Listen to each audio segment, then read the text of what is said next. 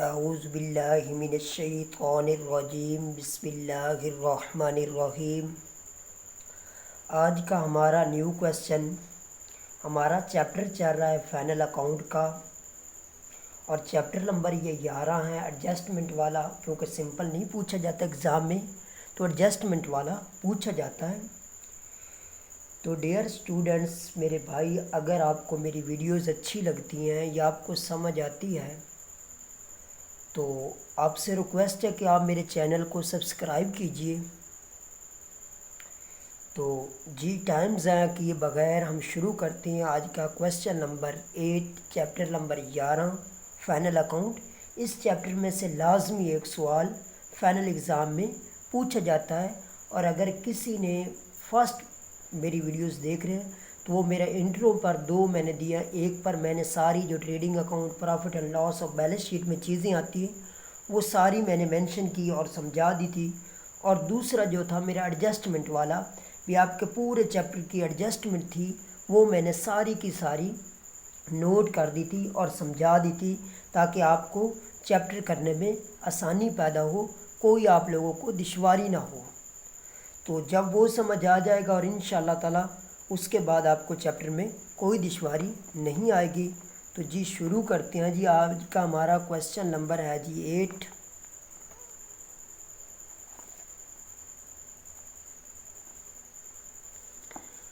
Question number 8 जी, the following trial balance has been extracted from the book of a trader एक on 31 March 2005। Date होगी जी एक trader का trial balance ये सारा दिया हुआ जिससे हमने फाइनल अकाउंट बनाना है। उसके बाद prepare trading and profit and loss account, trading account बनाना है और प्रॉफिट एंड लॉस अकाउंट बनाना है for the year ending 31 March 2005 and balance sheet has at that dates, और बैलेंस शीट भी इसी डेट पर बनानी है। तो जी शुरू करते हैं। तो साथ साथ थोड़ा लिख, जब आपने देना है मतलब पेपर देने जाना है तो आपने उस जगह अपनी आसानी पैदा करने के लिए आपने साथ साथ थोड़ा लिखते जाना है।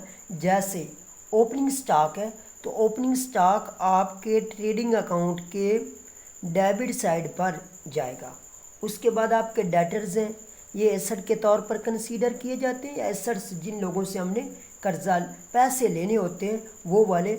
हॉर्स एंड कैट्स आपके फिक्स एसेट के तौर पर बैलेंस शीट में जाते हैं।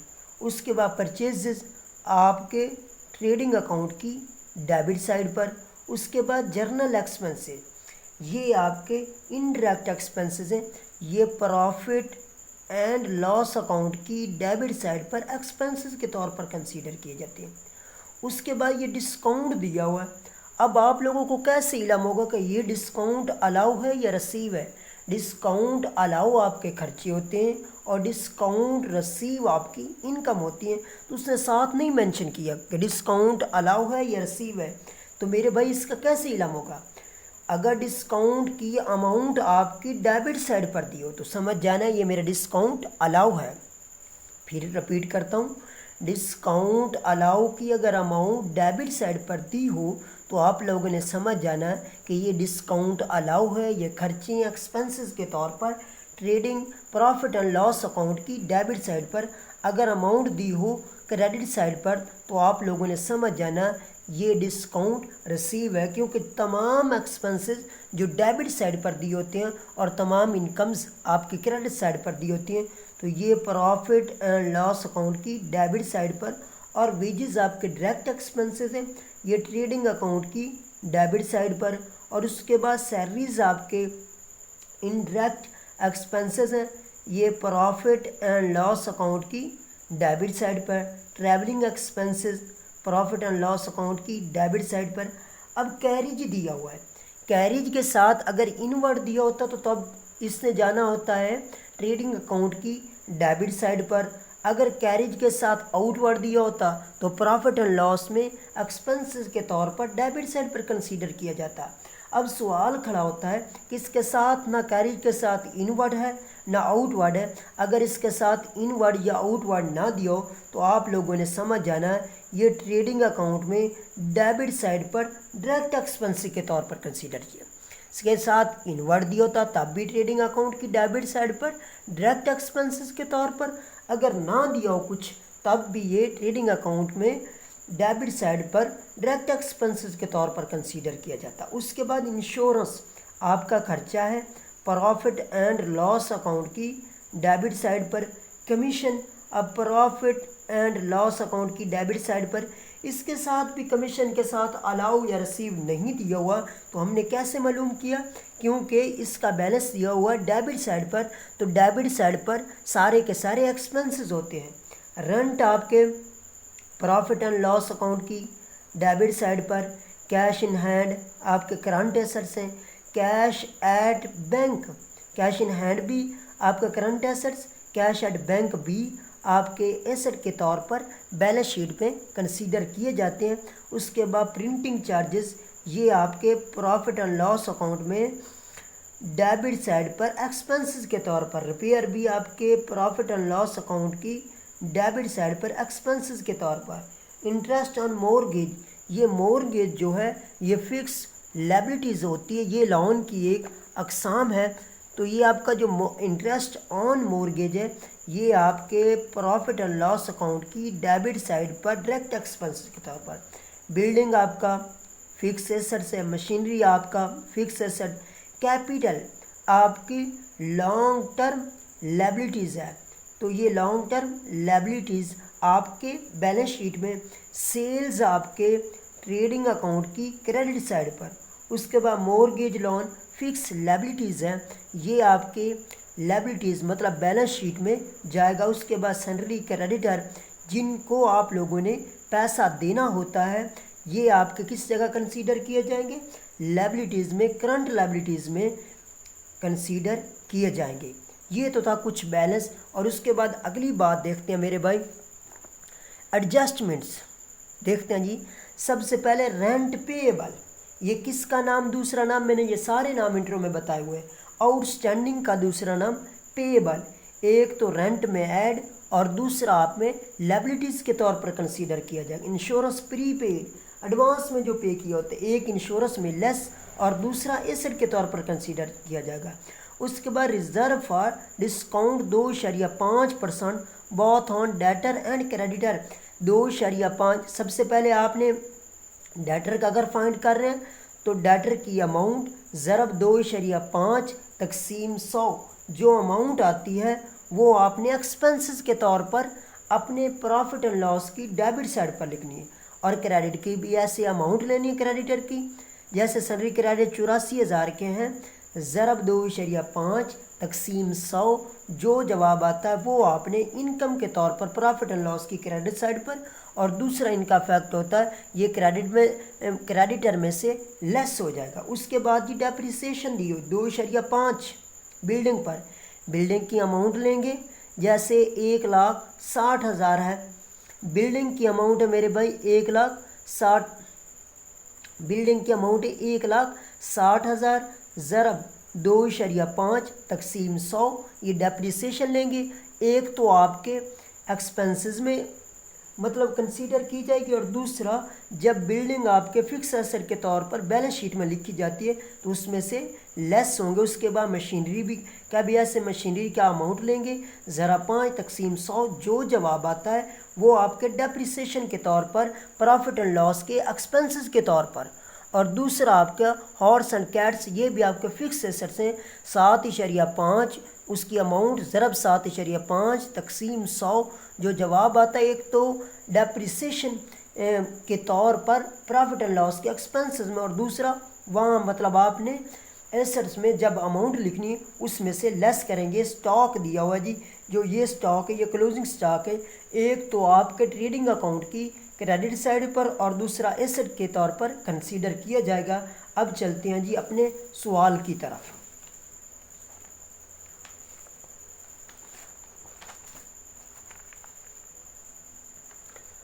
सवाल नंबर है मेरे भाई 8, trading and profit and loss account. अगर कोई कंपनी का नाम होता तो वो मेंशन किया जाता।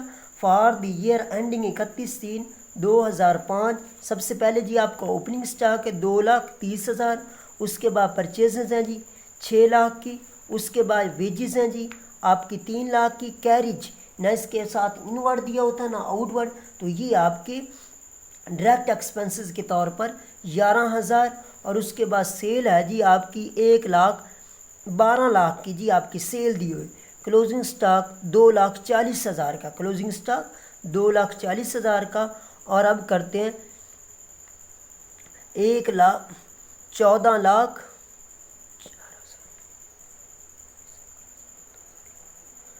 14,04,000 ये अमाउंट है। 14,04,000 ये दोनों साइडों पर मतलब लिखेंगे। उसके बाद ये सारी मतलब अमाउंट उसमें से लेस करने के बाद 2,99,000 रुपये आपका ग्रॉस प्रॉफिट कैरी डाउन। और इस ग्रॉस प्रॉफिट को उठाकर किस जगह लिख देना, प्रॉफिट एंड लॉस की क्रेडिट साइड पर 2,99,000। और उसके बाद डिस्काउंट ऑन क्रेडिट का आप लोगों को बताया था भी कैसे मालूम करना है। उसकी अमाउंट ज़रब 2.5 तकसीम 100, तो आपका 2100 आ जाएगा। एक इस जगह फैक्ट और दूसरा हमने बैलेंस शीट में क्रेडिटर में से लेस करेंगे। उसके बाद जर्नल एक्सपेंसेस 52,000 के। डिस्काउंट उसके साथ ना अलाउ था ना रसीव था, तो हमने कैसे मालूम किया था, उसका बैलेंस डेबिट साइड पर था, तो ये था जी 2200 का। उसके बाद सैलरी आपकी 80,000 की। उसके बाद ट्रैवलिंग एक्सपेंसेस 20,000 की। इंश्योरेंस 6,000 की। और एडजस्टमेंट थी प्रीपेड 800 की। तो लेस करेंगे तो 5200 यहाँ आएगा। और उसके बाद प्रीपेड का दूसरा अफेक्ट जो होगा, दूसरा होगा आपके एसेट के तौर पर कंसीडर किया जाएगा। कमीशन जी 13,000 का। रेंट 20,000 और प्लस पेएबल आउटस्टैंडिंग का दूसरा नाम है। और दूसरा आपके लायबिलिटीज़ के तौर पर कंसीडर किया जाएगा, तो 21,200। प्रिंटिंग चार्जेस 1,800 के। रिपेयर जी 5200 के। इंटरेस्ट ऑन मोर्गेज 4,000 के। डिस्काउंट ऑन डेटर, ये भी डेटर की अमाउंट लेंगे ज़रब 2.5 तकसीम 100, तो ये 3,250। और दूसरा जाकर डेटर में से लेस करेंगे। डेप्रिसिएशन बिल्डिंग पर जी बिल्डिंग की अमाउंट लेंगे ज़रब 2.5 तकसीम 100, तो आपकी 4,000 आएगी। मशीनरी की भी ऐसे, मशीनरी की अमाउंट ज़रब 5 तकसीम 100, तो आपका 3,000 आएगा। हॉर्स एंड कैट्स की अमाउंट ज़रब आपने 7.5 तकसीम 100, तो 1,500 आएगा। अब जी देखते हैं ये अमाउंट दोनों साइडों पर देखते हैं। 3,11,000 बनती है जी दोनों साइडों पर। 3,11,000 दोनों साइडों पर लिखेंगे। उसके बाद इनको मतलब सारों को लेस करने के बाद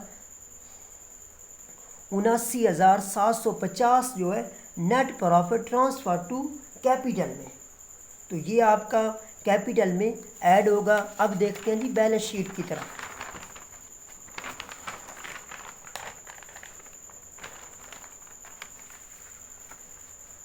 तो बैलेंस शीट का सबसे पहले तो आप लोग नाम लिखेंगे, अगर दिया होता तो नहीं दिया हो तो balance sheet for the year ending 31/3/2005 asset side और liability side. Current assets cash in hand 1,000 का। कैश एट बैंक 1,09,000 का। डेटर की अमाउंट थी 1,30,000, उसमें से लेस 3,250, 1,26,750 बकाया। और क्लोजिंग स्टॉक भी एडजस्टमेंट में था। और ये दोनों अफेक्ट, एक अफेक्ट हमने कर दिया ट्रेडिंग अकाउंट की क्रेडिट साइड पर और दूसरा एसेट के तौर पर कंसीडर किया गया। उसके बाद प्रीपेड इंश्योरेंस, इंश्योरेंस में से लेस और एसेट के तौर पर 800। उसके बाद फिक्स एसेट से हॉर्स एंड कैट्स की अमाउंट है जी 20,000, उसमें से लेस करेंगे डेप्रिसिएशन। एक हमने प्रॉफिट एंड लॉस की डेबिट साइड पर उसका इफेक्ट किया था, दूसरा यहाँ लेस करेंगे 18,500। उसके बाद मशीनरी की अमाउंट जो थी 60,000, उसमें से डेप्रिसिएशन 3,000, 57,000। बिल्डिंग की जी 1,60,000 लेस करेंगे डेप्रिसिएशन 4,000, 1,56,000 रुपये बकाया होता। उसके बाद चलते हैं जी अपने करंट लायबिलिटीज़ की तरफ। तो रेंट पेएबल आउटस्टैंडिंग का दूसरा नाम है। एक तो रेंट में हमने ऐड किया था, दूसरा हमने करंट लायबिलिटीज़ में 1200 रुपये। उसके बाद सैलरी क्रेडिटर 84,000 के, उसमें से डिस्काउंट जो था 2100 का वो लेस करेंगे तो बकाया 81,900 रुपये बचते हैं। उसके बाद लॉन्ग टर्म लायबिलिटीज़ में मॉर्गेज लोन है जी 1,24,000 का। उसके बाद कैपिटल 4,22,200, उसमें नेट प्रॉफिट जी 79,750। तो ये बनता है मेरे भाई 5,01,950, 5,01,950। तो अब देखते हैं मेरे भाई, दोनों साइडों को अब बराबर करते हैं। अगर दोनों साइडों लायबिलिटीज़ और एसेट साइड बराबर आती है तो समझ लीजिए कि आपका सवाल बिल्कुल ठीक है, कोई डाउट्स नहीं। अगर आपका मेरे भाई दोनों बैलेंस टैली नहीं कर रहे तो समझ लीजिए कि आप लोगों से कहीं ना कहीं को गलती सरजद हुई है, जिस वजह से आपका सवाल नहीं ठीक हुआ। तो दोनों साइडों को कैलकुलेट करने के बाद 7,09,050 दोनों साइडों पर, 7,09,050 दोनों साइडों पर आता है। तो ये बैलेंस शीट में इस तरह कुछ नंबर इसके डिवाइड किए जाते हैं। परफॉर्मे के 5 नंबर होते हैं, 5 नंबर ट्रेडिंग के अकाउंट के होते हैं, 5 number profit and loss account के, और 5 नंबर आपके बैलेंस शीट के। इस तरह आपके 20 नंबर मतलब आपके टोटल मिलते हैं इसमें से। तो जी इंशाल्लाह उम्मीद है कि आप लोगों को इसकी समझ आई होगी। अगर किसी बात की समझ नहीं आई तो कमेंट बॉक्स में मुझसे पूछ सकते हैं। फिर मिलते हैं एक नेक्स्ट क्वेश्चन के साथ। ओके, अल्लाह हाफिज़ एंड टेक केयर।